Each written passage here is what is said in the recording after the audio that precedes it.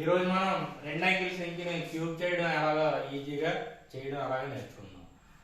Example మనకు తెలుసు 1 cube 1, 2 cube 8, 3 cube 27, 4 cube 64, 5 cube 125, 6 cube 216, 7 cube 343, 8 cube 512, 9 cube 729. ఇవన్నీ single digits ని క్యూబ్ చేసాం.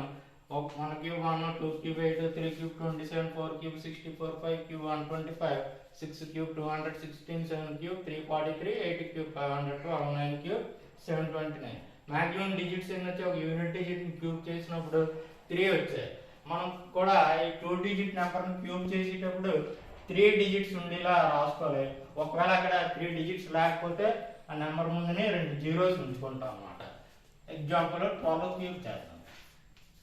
జాగ్రత్తగా వినండి, చాలా ఈజీ. 2 క్యూబ్ 8 కదా, 8 అనేది సింగిల్ నెంబర్. 3 నెంబర్స్ రావడం కోసం ముందునే 2 జీరోలు ఉంచిన.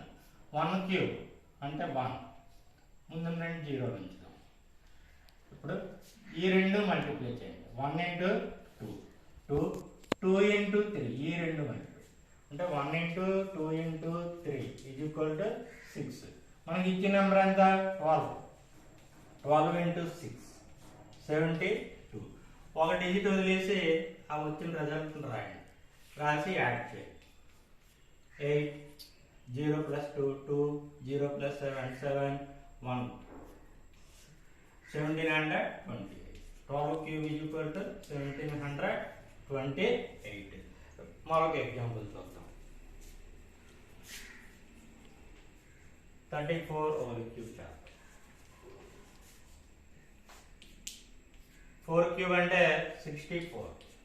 ముందుని 3 నెంబర్స్ రాలేదు కాబట్టి 0 పెట్టాను. 3 క్యూబ్ 27, ఇక్కడ 3 నెంబర్స్ రాలేదు కాబట్టి 0 ఉంచాను. ఇప్పుడు 3 4 12, 12 3 36. మనకి ఇచ్చిన నెంబర్ 34.